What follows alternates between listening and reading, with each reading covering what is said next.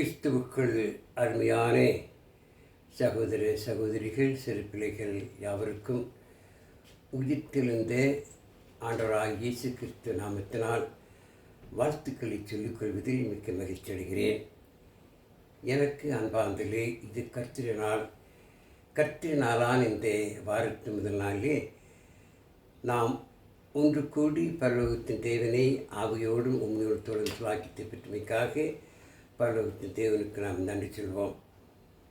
எனக்கு அன்பார்ந்தவர்களே, இன்றைக்கு இந்த ஆண்டு 2024 ஆண்டில் 11 மாதங்களை கடந்து இன்றைக்கு 12ஆம் மாதம் முதல் நாளில் நம்ம செய்வோம் கூடி வந்திருக்கிறோம். எனக்கு அன்பார்ந்தவர்களே, இந்த ஒரு மாதம் கலந்தவுடனே நாம் ஒரு புதிய ஆண்டை காணப்போகிறோம். இந்நாள் வரை தேவன் நம்மை எவ்வளவாய் பத்திரமாய் பாதுகாத்து மீண்டுமாக இந்த நாளிலே நாம் பரலோகத்தின் தேவனை தொழுது கொள்ளும்படியாக நமக்கு தேவன் கொடுத்த அருமையான வாய்ப்பிற்காக நாம் மீண்டுமாக பரலோகத்தின் தேவனுக்கு நாம் நன்றி சொல்வோம். எனக்கு அருமையானவர்களே, இந்த நாளில் நாம் தியானிக்கும்படியாக தெரிந்து கொண்ட வேத பகுதி லூக்கா சுவிசேஷம் 3ஆம் அதிகாரம் 9 முதல் 18 வரை வசனங்களை என்ன செய்யலாம், வாசிக்க கேட்கலாம். லூக்கா 3ஆம் அதிகாரம் 9 முதல் 18 வரை வசனங்களில், இப்பொழுதே கோடாரியானது மரங்களின் வேரருகே வைத்திருக்கிறது. ஆகையால் நல்ல கனி கொடாத மரமெல்லாம் வெட்டுண்டு அக்னியிலே போடப்படும் என்றான். அப்பொழுது ஜனங்கள் அவனை நோக்கி, அப்படியானால் நாங்கள் என்ன செய்ய வேண்டும் என்று கேட்டார்கள். அவர்களுக்கு அவன் பிரதித்திரமாக, 2 அங்கியுடையவன் இல்லாதவனுக்கு கொடுக்க கிடவன், ஆகாரத்தை உடையவனும் அப்படியே செய்ய கிடவன் என்றார். ஆயக்காரரும் ஞானசான பிற வந்து அவரை நோக்கி, போதுகிறே, நாங்கள் என்ன செய்ய வேண்டும் என்று கேட்டார்கள். அதற்கு அவன், உங்களுக்கு கட்டிட்டிருக்கிறது அதிகமாய் ஒன்று வாங்காதிருங்கள் என்றான். போர்ச்சேவகரும் அவனை நோக்கி, நாங்கள் என்ன செய்ய வேண்டும் என்று கேட்டார்கள். அதற்கு அவன், நீங்கள் ஒருவருக்கும் இடுக்கண் செய்யாமலும் பொய்யாய் குற்றம் சாட்டாமலும் உங்கள் சம்பளமே போதும் என்றும் இருங்கள் என்றான். யோவானை குறித்து இவன்தான் கிறிஸ்துவோ என்று ஜனங்கள் எல்லாரும் எண்ணம் கொண்டு தங்கள் இருதயங்களில் யோசனையாக இருக்கையில், யோவான் எல்லாருக்கும் பிரத்திரமாக, நான் ஜலத்தினால் உங்களுக்கு ஞானஸ்நானம் கொடுக்கிறேன், என்னிலும் வல்லவர் ஒருவர் வருகிறார், அவருடைய பாதரட்சிகளில் வாரை அவிழ்க்கிறதற்கு நான் பாத்திரனல்லே, அவர் பரிசுத்த ஆவியினாலும் அக்னியினாலும் உங்களுக்கு ஞானஸ்நானம் கொடுப்பார். தூற்றுக்கூடை அவர் கையில் இருக்கிறது. அவர் தமது கலத்தை நன்றாய் விளக்கி கோதுமையை தமது களஞ்சியத்தில் சேர்ப்பார், பதரையோ அவியாத அக்னியினால் சுட்டரிப்பார் என்றான். வேறு அநேக புத்திமதிகளையும் அவன் ஜனங்களுக்கு சொல்லி பிரசங்கித்தான். எனக்கு அன்பார்ந்தவர்களே, இந்த அருமையான பகுதி யோவான் ஆண்டவராகிய இயேசு கிறிஸ்து வருவதற்கு ஒரு 6 மாதத்துக்கு முன்பதாக வந்து இயேசு கிறிஸ்துவை பற்றிய உண்மையை, இயேசு கிறிஸ்துவை பற்றிய அவருடைய தன்மையை என்ன செய்கிறார், ஜனங்களுக்கு அறிவிக்கிறார். இந்த இடத்திலே இயேசு கிறிஸ்து வருவதற்கு முன்பதாக பாதைகளை செவ்வாய்ப்படுத்தும்படியாக முன்னேற்பாடாக இயேசு கிறிஸ்துவுக்காக வந்து ஜனங்கள் மத்தியில் என்ன செய்கிறார், யோவான் இங்கு பேசுகிறார். எனக்கு அன்பாக யோவானை குறித்து நாம் அறிய வேண்டும் என்று சொன்னால், அதை லூக்கா 1ஆம் அதிகாரத்தில் வாசித்து பார்த்தால் தெரியும். யோவான் சகரியா என்பவருக்கும் எலிசபெத் என்ற அம்மாவுக்கும் பிறந்த மகன்தான் யோவான். சகரியா பழைய ஏற்பாட்டின் காலத்துபடி ஆசரிப்பு கூடாரத்திலே ஆசாரியராக பணி செய்து வந்தார்.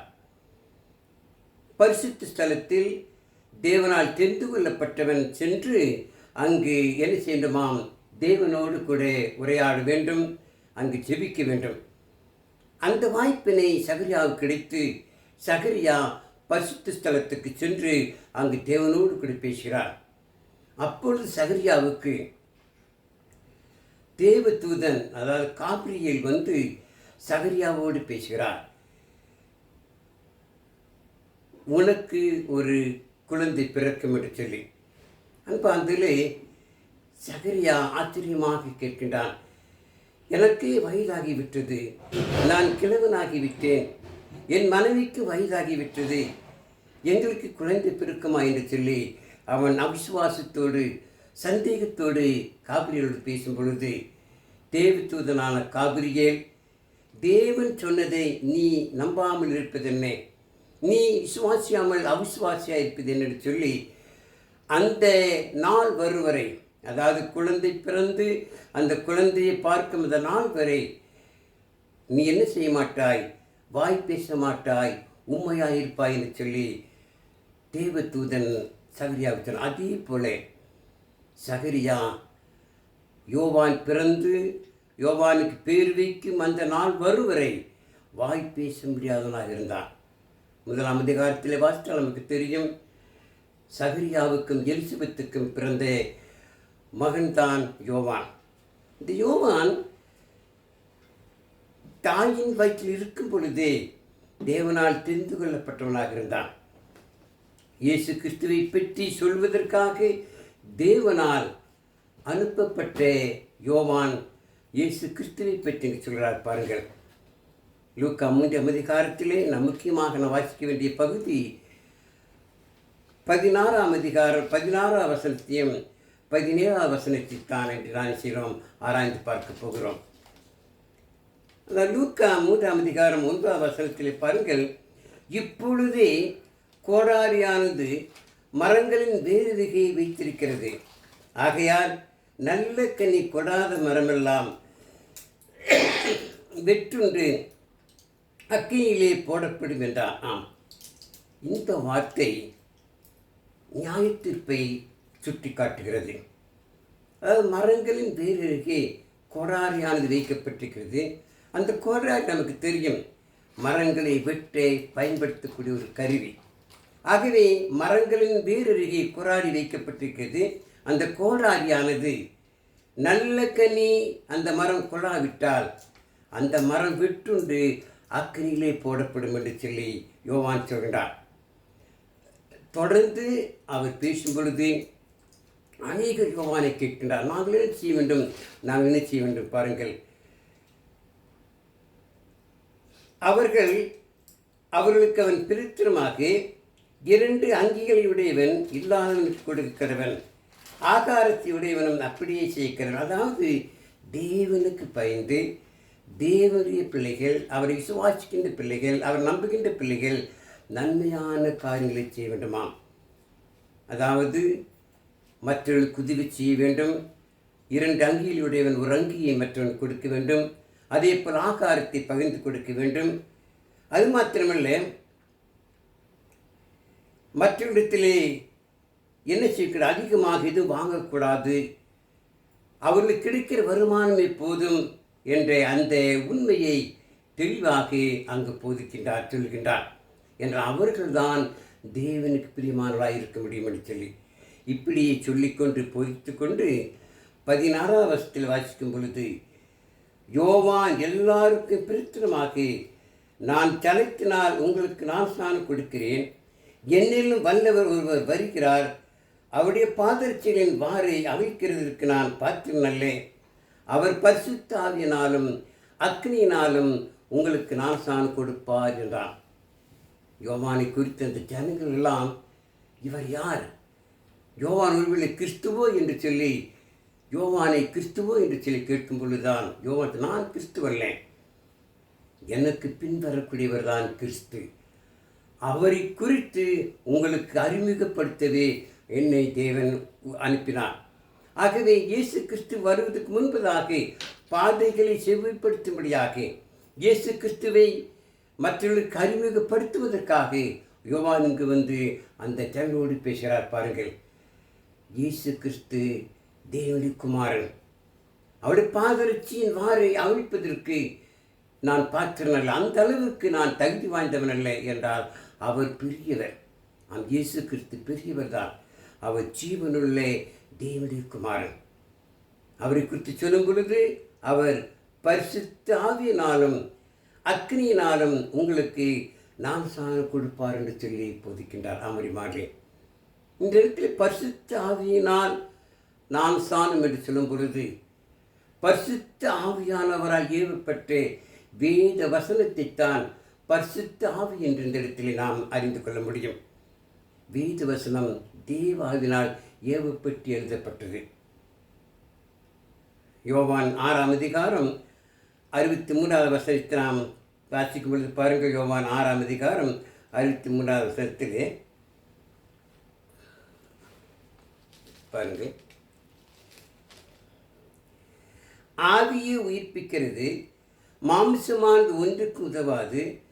நான் உங்களுக்கு சொல்லுகிற வசனங்கள் ஆவியாயும் ஜீவனாயும் இருக்கலாம். கர்த்தருடைய வசனம் ஜீவன் உள்ளது, கர்த்தருடைய வசனம் ஆவியானது. அதைத்தான் இந்த இடத்திலே யோவான் இயேசு கிறிஸ்து சொன்ன ஒவ்வொரு வார்த்தைகளும் பரிசுத்த ஆவியால் ஏவப்பட்டு எழுதப்பட்டது. ஆண்டவராகிய இயேசு கிறிஸ்துவுக்கு கீழ்ப்படுகிற ஒவ்வொருவரும் அவர் உபதேசத்திற்கு கீழ்ப்படிந்து நான் சாணம் பெறுவோம். அதைத்தான் இந்த இடத்திலே யோவான் சொல்றார். அவர் வந்து பரிசுத்த ஆவியினால் உங்களுக்கு நான் சாணம் கொடுப்பார். அமரிமார்களே, இயேசு கிறிஸ்து வந்து இந்த உலகத்திலே 3 ஆண்டுகள் தான் மக்களோடு அவர் கலந்து தேவனுடைய வார்த்தையை போதித்தார். அந்த 3 ஆண்டு காலங்கள் தேவன் சொன்ன வார்த்தைகளை ஜனங்களுக்கு பிரசங்கித்தார். அவர் உபதேச சட்டத்தை மக்களுக்கு போதித்தார். அந்த உபதேச சட்டம்தான் நம்மை ஞானஸ்நானத்துக்கு என்ன செய்கிறது? அழைக்கின்றது. பாருங்கள், அப்போஸ்தலருக்கு ஆண்டவராகிய இயேசுக்கு சொன்ன பொழுது மத்தேயு 28ஆம் அதிகாரம் 18-20 வாசித்தார் தெரியும். இயேசு கிறிஸ்து சமீபத்தில் வந்து அப்போஸ்தலரை பார்த்து, வானத்திலும் பூமியிலும் சகல அதிகாரம் என கொடுக்கப்பட்டிருக்கிறார். நீங்கள் புறப்பட்டு போய் சகல ஜாதியின் சீஷராக்கி பிதா குமாரன் பரிசுத்தாவின் நாமத்தினால் என்ன செய்யுங்கள்? அவருக்கு நான் சாணம் கொடுத்து நான் உங்களுக்கு கட்டளையிட்ட யாவையும் அவர்கள் கைக்கொள்ளும்படி அவர்களுக்கு உபதேசம் பண்ணுங்கள். இது உலகத்தின் முடிவு பரியந்தமும் நான் உங்களோடு குறிக்கச் சொன்னால் அதை அப்படியே அப்போஸ்தலர்கள் செய்தார்கள். இயேசு கிறிஸ்துவின் வசனங்களை, இயேசு கிறிஸ்து சொன்ன உபதேச சட்டங்களை, இயேசு கிறிஸ்து போதித்த கட்டளைத்தான் அப்போஸ்தலர்கள் ஜனங்களுக்கு பிரசங்கித்தார்கள். அந்த வசனத்தை கேட்டவர்கள் அதை விசுவாசித்து என்ன செய்தார்கள்? தங்கள் பழைய பாவமான ஜீவிதத்தின் மனம் திரும்பி தங்கள் விசுவாசத்தை வாயினால் அறிக்கை செய்து பாவம் மன்னிப்புக்கென்று நான் சாணம் பெற்றார்கள். அந்த நான் சாணம் பெற்றவர்கள் தான் ஆண்டவராகிய இயேசு கிறிஸ்து பரிசுத்த ஆவியினால் நான் சாணம் கொடுப்பார் என்று சொல்லப்படுகிறது. உண்மைதான், வேத வசனம் நம்மை நான் சாணத்திற்கு அழைத்து செல்கிறது. தேவ வார்த்தை நம்மை பரிசுத்தமாக வாழும்படியாக, தேவ பிள்ளையாக மாற்றும்படியாக இயேசுக்கு உபதேச சட்டத்துக்கு என்ன செய்கிறது? கீழ்ப்படிய செய்கிறது. அப்போது அதைத்தான் பிரசங்கித்தார்கள். முதலாக கிபி 33வது வருடத்திலே பேதுரு ஆண்டவராகிய இயேசு கிறிஸ்துவின் சுவிசேஷத்தை பரிசுத்தால் ஏவப்பட்ட வேத வசனங்களை செய்தார். அங்கு பிரசங்கிக்கும் பொழுது 3000 மனுஷர்கள் கீழ்ப்படிந்து நான் சாணம் பெற்றார்கள். இவர்கள் பரிசுத்த ஆவியினால் நான் சாணம் பெற்றதாக இருக்கிறார்கள். வேதத்தில் வாசிக்கும் பொழுது அப்போஸ்தலர் 2ஆம் அதிகாரத்தில் அப்போஸ்தலர்கள் மேல் வீட்டில் கூடியிருக்கும் பொழுது அங்கு பரிசுத்த ஆவியானவர் வந்து பரிசுத்த ஆவியானவர் மூலமாக நினைத்தார்கள். அவர்கள் நான் சாணம் பெறுகிறார்கள். அப்போஸ்தலர் 1ஆம் அதிகாரத்தில் வாசிக்கும் பொழுது அந்த மேல் வீட்டில் அவர்கள் கூடியிருக்கும் பொழுது அந்த வீடு முழுவதுமாக பரிசுத்த ஆவியால் நிரம்பும் பொழுது அவர்கள் பரிசுத்த ஆவியை நினைத்தார்கள், நான் சாணம் பெறுகிறார்கள். அவர்கள் தொடர்ந்து கர்த்தருடைய வசனத்தை பிரசங்கித்த பொழுது, கர்த்தருடைய வசனத்தை போதித்த பொழுது அந்த வசனத்தை கேட்டவர்கள் கிறிஸ்துவுக்கு பிறந்தவர்கள் செய்கிறார்கள், பரிசுத்த ஆவியை நினைக்கிறார்கள், அவர்கள் பெறுகிறார்கள். அதைத்தான் எபேசியர் சொல்லும் பொழுது பரிசுத்த பவுலன் கூறார்கள். எபேசியர் 1ஆம் அதிகாரம் 13வது வசனத்தை வாசிக்கும் பொழுது பாருங்கள். எபேசியர் 1ஆம் அதிகாரம் 13வது வசனத்தை நாம் ஆராய்ந்து பார்க்கலாம். பாருங்கள். நீங்களும் உங்கள் ரட்சிப்பின் சுவிசேஷமாகிய சத்திய வசனத்தை கேட்டு விசுவாசிகள் ஆன போது வாக்குத்தத்தம் பண்ணப்பட்ட பரிசுத்த ஆவியால் அவருக்குள் முத்திரை போடப்பட்டிலாம். நாம் கிறிஸ்துவுக்குள் பிறந்த பொழுது, தேவனுடைய வார்த்தைக்கு நாம் கீழ்ப்படியும் பொழுது, இயேசு கிறிஸ்து சட்டத்தின்படி நாம் என்ன செய்கிறோம்? ஞானஸ்நானம் பெறும் பொழுது நாம் பரிசுத்த ஆவியானவரால் செய்கிறோம், முத்திரை ஆக்கப்படுகிற பரிசுத்த ஆவி பெறுகிறோம். அப்போ 2 வசனத்திலே பேதுரு இதைத்தான் சேனல் கூறுகிறார். நீங்கள் மனம் திரும்பி ஒவ்வொருவரும் உங்கள் பாவ மன்னிப்புக்கென்று இயேசு கிறிஸ்து நாமத்தில் செய்யுங்கள், நீங்கள் ஞானஸ்நானம் பெற்றுக்கொள்ளுங்கள், அப்பொழுது பரிசுத்தாவின் வரத்தை பெறுவீர்கள். ராமரிமாள் இன்றைக்கு நீங்கள் கூட அப்போஸ்தலருடைய அந்த உபதேசங்கள், பரிசுத்தால் ஏவப்பெற்ற வார்த்தைகள் வேதாகமத்தில் பதிவாக்கப்பட்டிருக்கிறது.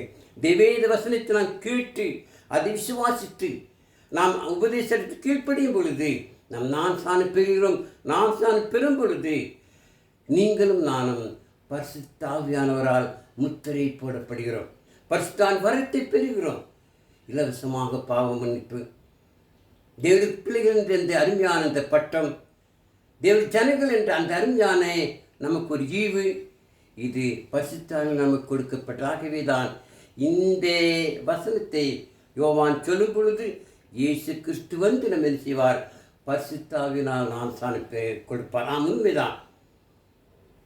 கிபி 33 அதிக வருடத்திலே பெந்தேகோஸ்தே நாளன்று பேதுருவின் மூலமாக சுவிசேஷம் பிரசங்கிக்கப்பட்ட பொழுது 3000 பேர் கிறிஸ்துவுக்கு பிறந்தால். தொடர்ந்து அப்போஸ்தலர் நடவடிக்கைகளை பார்த்தால் ஒவ்வொரு நாளும் அப்போஸ்தலர் சுவிசேஷத்தை சொல்லி இயேசு கிறிஸ்து உபதேசத்தை பிரசங்கித்து ஒவ்வொரு நாளாக அநேகர் கிறிஸ்துவுக்கு பிறந்தார்கள். அப்போஸ்தலர் 2 வசனத்தை வாசிக்கும் பொழுது ஜனங்கள் எல்லாரும் கிறிஸ்துவுக்கு பிறந்து ஞானஸ்நானம் பெற்று என்ன செய்தார்கள்? சபையிலே சேர்க்கப்பட்டார்கள். அவர்கள் தேவ பிள்ளையாய் மாற்றப்பட்டார்கள். இதைத்தான் யோவான் சொல்றார், அவர் வந்து உங்களுக்கு பரிசுத்த ஆவியினால் ஞானஸ்நானம் கொடுப்பார். இந்த பரிசுத்த ஆவி என்பது தேவனால் கொடுக்கப்பட்ட இந்த வசனம்தான், தேவனுடைய வார்த்தை தான்.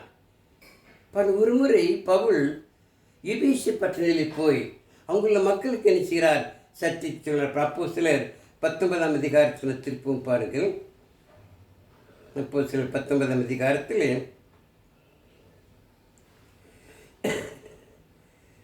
முதல் 5 வசனம் வாசிங்க பாருங்கள்.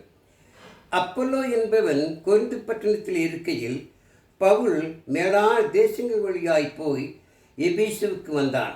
அங்கே சில சீசரை கண்டு, நீங்கள் விசுவாசிகளான போது பரிசுத்த ஆவியை பெற்றீர்களா என்று கேட்டான். அதற்கு அவர்கள், பரிசுத்த ஆவி உண்டு என்பதை நாங்கள் கேள்விப்படவே இல்லை என்றார்கள். அப்பொழுது அவன், அப்படியானால் நீங்கள் எந்த ஞானஸ்நானம் பெற்றீர்கள் என்றான். அதற்கு அவர்கள், யோவான் கொடுத்த ஞானஸ்நானம் பெற்றோம் என்றார்கள். அப்பொழுது பவுல், யோவான் தனக்கு பின் வருகிறாகிய கிறிஸ்து இயேசுவில் விசுவாசிகளாக இருக்க வேண்டும் என்று ஜனங்களுக்கு சொல்லி மனம் திரும்புதலுக்கு ஏற்ற ஞானஸ்நானத்தை கொடுத்தானே என்றார். இதை கேட்ட பொழுது அவர்கள், கர்த்தராகிய இயேசுவின் நாமத்தினாலே ஞானஸ்நானம் பெற்றலாம்.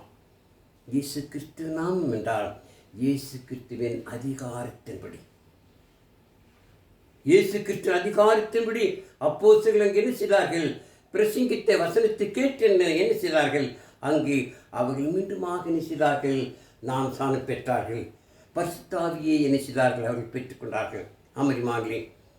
ஆனால் யோவான் மனம் திரும்புதலுக்கு ஏற்ற ஞானஸ்நானம் கொடுத்தானே தவிர இயேசு கிறிஸ்துவின் உபதேசத்தின்படி ஞானஸ்நானம் கொடுக்கவில்லை. ஆனால் இன்றைக்கு நீங்களானும் இயேசு கிறிஸ்து உபதேச சட்டத்தின்படி நம் ஞானஸ்நானம் பெறும் பொழுது நாம் ஆண்டவராகிய இயேசு கிறிஸ்துவின் மூலமாக அவர் உபதேச சட்டத்தின்படி என்ன செய்கிறோம்? நம் ஞானஸ்நானம் பெறுகிறோம். பரிசுத்த ஆவியான ஈவு நமக்கு கிடைக்கிறது. அதைத்தான் எபேசு சபைக்கு பவுல் கூறும் பொழுது, நாம் விசுவாசிகளான பொழுது பரிசுத்த ஆவியினால் முத்திரை போடப்படுகிறோம். ஆமரிமார்களே. ஆகவே தான் யோவான் சொன்னார், அவர் வந்து உங்களுக்கு பரிசுத்த ஆவியினால் உங்களுக்கு என்ன செய்வார்? ஞானஸ்நானம் கொடுப்பார். யாக்கோப்பு 1 வாசிக்கும்போது பாருங்கள். யாக்கோப்பு 1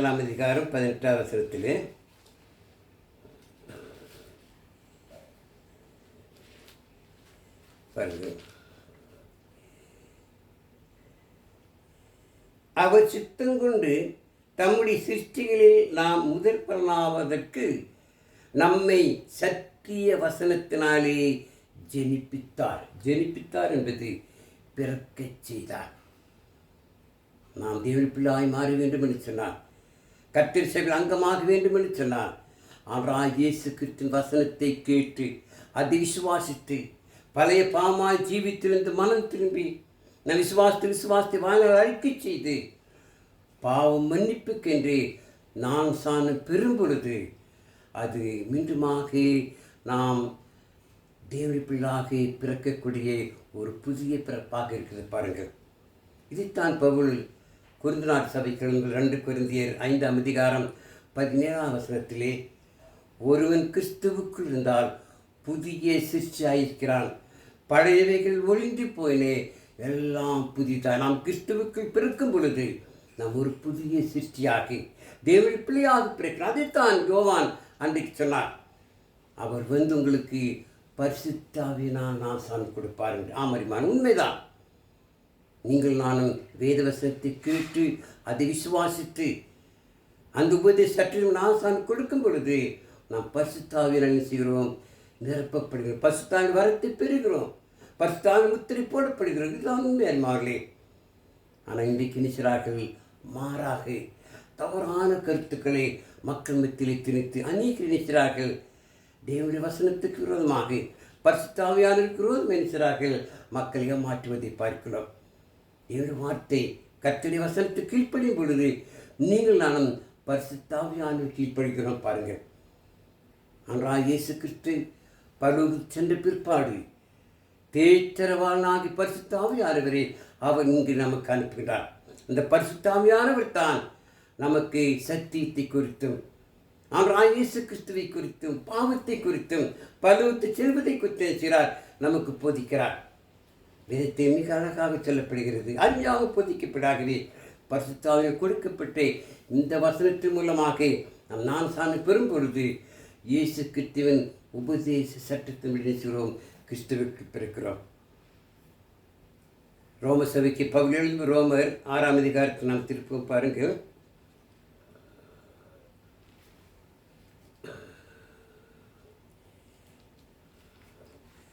ரோமர் 6ஆம் அதிகாரத்தில் 14-17 வாசிக்கும் பொழுது, மரணத்துக்கு எதுவான பாவத்துக்கானாலும் நீதிக்கு எதுவான கீழ்ப்படிகளுக்கானாலும் எதற்கு கீழ்ப்படியும்படி உங்களை அடிமைகளாக ஒப்பு கொடுக்கிறீர்களோ அதற்கு கீழ்ப்படுகிற அடிமைகளாயிருக்கீர்கள் என்று அறிகிறீர்களா?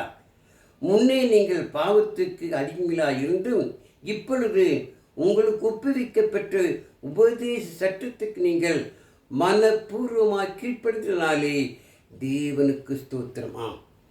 ஆனால் இயேசு கிறிஸ்துவின் உபதேச சட்டத்துக்கு கீழ்ப்படியும் பொழுது பரலோகத்தின் தேவனுக்கு நாம் நன்றி சொல்லாமறிமாறு அவர் உபதேச சட்டத்துக்கு கீழ்ப்படியும் பொழுது பரிசுத்த ஆவியான ஈவை பரிசுத்த ஆவியான முத்திரை நாம் செய்கிறோம், நாம் பெறுகிறோம். ஆகவேதான் அதைத்தான் யோவான் சொன்னார்.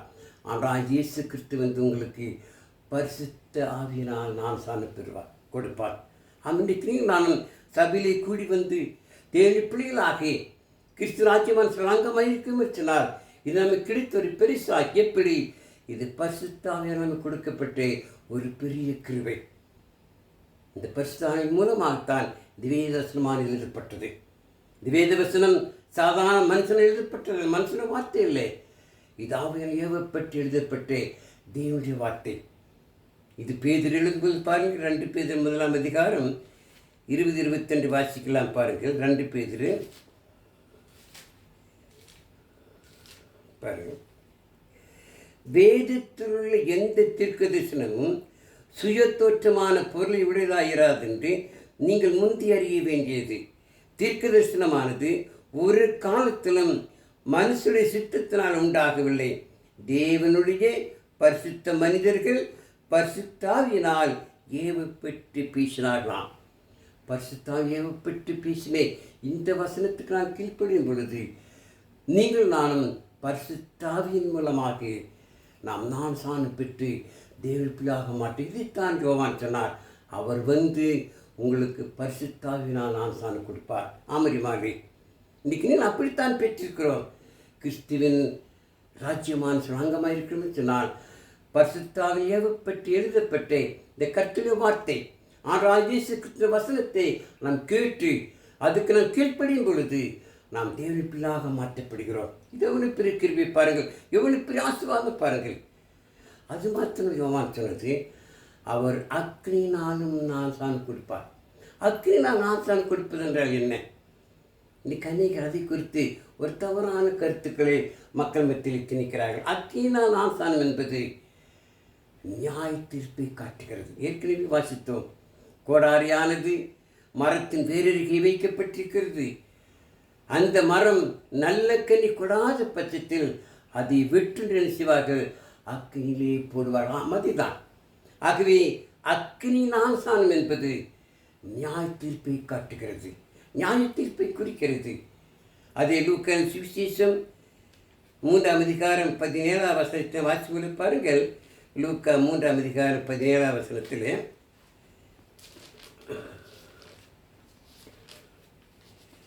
பாருங்கள், தூற்றுக்கூடை அவர் கையில் இருக்கிறது. அவர் தமது களத்தை நன்றாய் விளக்கி கோதுமையை தமது களஞ்சியத்தில் சேர்ப்பார், பதரையோ அவியாத அக்னியினால் சுட்டரிப்பார் என்றாம். தூற்றுக்கூடை பற்றி ஒரு நீங்கள் எத்தனை தெரியாது. ஆனால் தூற்றுக்கூடை அதில் கோதுமை விளைந்து அந்த கோதுமை என்ன செய்வார்கள், அதை சுத்தப்படுத்தி மூட்டையிலே என்ன செய்வார்கள், நிரப்புவார்கள். அதை சுத்தப்படுத்தும் பொழுது அந்த கோதுமை என்ன செய்வார்கள், தூற்றுவார்கள். தூற்றுவதென்றால் ஒரு பெரிய ஒரு பாத்திரத்தில் போட்டு அதை என்ன செய்வார்கள், கீழே கொட்டுவார்கள். கொட்டும் பொழுது நல்ல மணி, நல்ல கோதுமைகள் காற்றினால் சிதறாமல், காற்றினால் பறக்காமல் அது நேராக கீழே விழும். நல்ல மணி அல்லாத பாலையும் பதருமான கோதுமைகள் என்னாகும், காற்றினால் என்னாகும், பறந்து வேறு இடத்திலே போய் விழும். அதுதான் பதர் என்று சொல்வார்கள். அப்படி தூற்றப்பட்ட அந்த கோதுமை நல்ல மணிகளாக இருக்கும் பொழுது அந்த நல்ல மணிகள் என்ன செய்வார்கள், சேர்த்து என்ன மூட்டையிலே கட்டுவார்கள். வீணான பதரை பாலையானவைகளை என்ன செய்வார்கள், அதை எடுத்து சுட்டெரிப்பார்கள். அக்கிலே பார்த்து போலதான் நியாய தீர்ப்பு நடக்கப் போகிறது பாருங்கள். ஆனால் இயேசு கிறிஸ்து ராஜாதி ராஜாவாக சிங்காசனத்தில் வீற்றிருப்பார். அப்பொழுது சகல ஜனங்களும் அவருக்கு முன்பாக வந்து நிற்பார்கள். அப்பொழுது ஆடு மேய்ப்பவன் வெள்ளாடு தனியாக செம்மறியாடு தனியாக பிரிப்பது போல அந்த ஜனங்கள் பிரிக்கப்படுவார்கள். அப்பொழுது தேவனுக்கு பயந்தவர்கள், தேவன் நேசித்தவர்கள், தேவனுக்கு பிரியமானவர்கள் அந்த கோதுமை மணியை போன்று நினைச்சுவார்கள், வலது பக்கத்தில் இருக்கப்படுவார்கள். பாலையான பதவி போன்றே தேவன் பிரியமில்லாத மக்கள் ஆனால் இயேசு கிறிஸ்துவின் இடது பக்கத்தில் நிற்பார்களாம். அப்பொழுது ஆண்டவராகிய இயேசு கிறிஸ்து வலது பக்கத்தில் பார்த்து, வாருங்கள் வாருங்கள், என் பிதாவால் ஆசிக்கப்பட்டவர்கள், உங்களுக்காக ஏற்படுத்தப்பட்ட அந்த நித்திய ராஜ்யத்தை சுதந்திரித்துக் கொள்ளுங்கள். அமரியமா, இதுதான் நியாய தீர்ப்பு. இதுதான் நான் சொன்னேன், அக்கினினால் நான் சாணம். அப்பொழுது இடது பக்கத்தில் போய் பார்த்து சொல்வாராம், சபிக்கப்பட்டவர்களே. ஒரு வேதனையாக துக்கத்தோடு அவர் கோபத்தோடு, சபிக்கப்பட்டவர்களே, உங்களுக்காகவும் உங்கள் பிசாசின் பிள்ளைகள் கைப்படுத்தப்பட்ட அந்த நரகத்திலே போய்விடுங்கள், அக்கினியிலே போய்விடுங்கள். இதுதான் அக்கினி நான் சாணம். அன்பாங்களே, இதைத்தான் யோவான் அன்றைக்கு மக்களுக்கு சொன்னார். அவர் வந்து பரிசுத்தாவியினாலும் அக்கினினால் நான் கொடுப்பார்.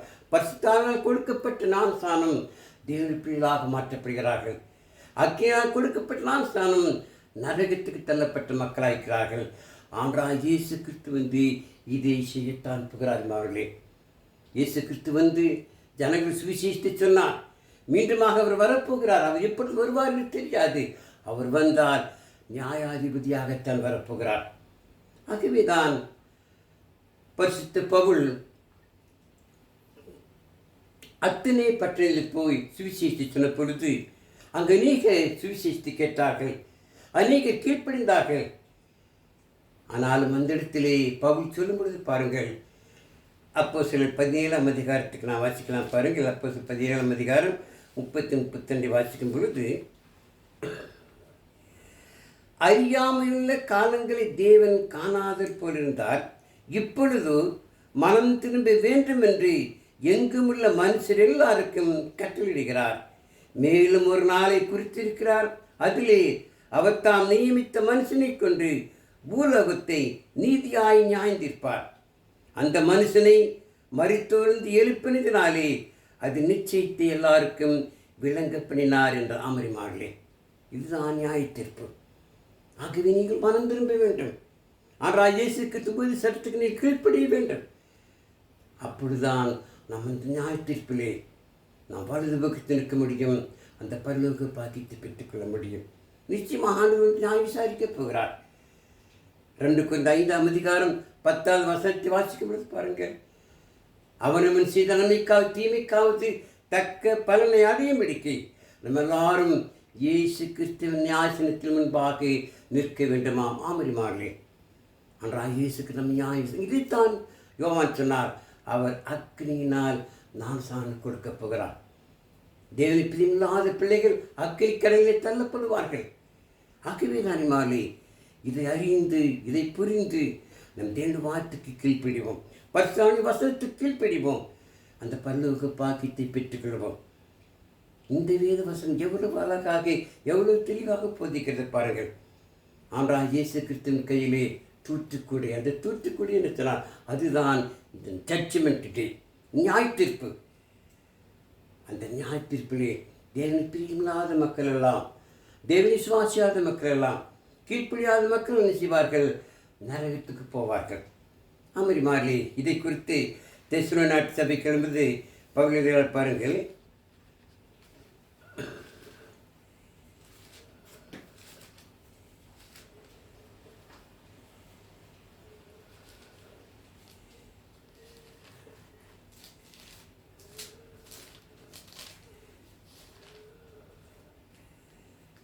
பாருங்கள், 2 தெசலோனிக்கேயர் 1 7-8-9 பாருங்கள்.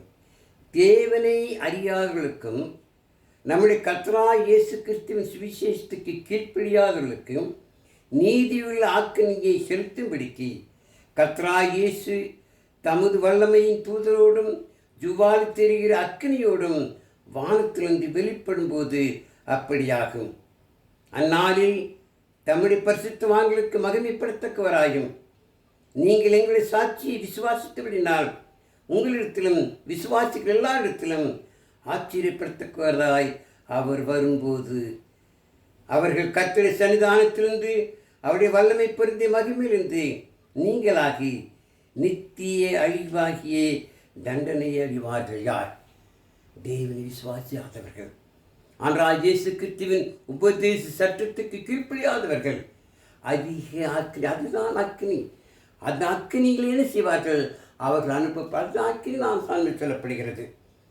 வெளிப்படுத்திய விசேஷம் 22 11-12 வாசிக்கும் பொழுது அநியாயம் செய்கிறவன் இன்னும் அநியாயம் செய்யட்டும், அசுத்தமாயிருக்கும் அசுத்தமாயிருக்கட்டும், நீதி செய்கிறவர்கள் இனி நீதி செய்யுங்கள், பரிசுத்தமாயிருப்பீர்கள் பரிசுத்தமாயிருங்கள், என்றால் இதோ சீக்கிரமாய் வருகிறேன்.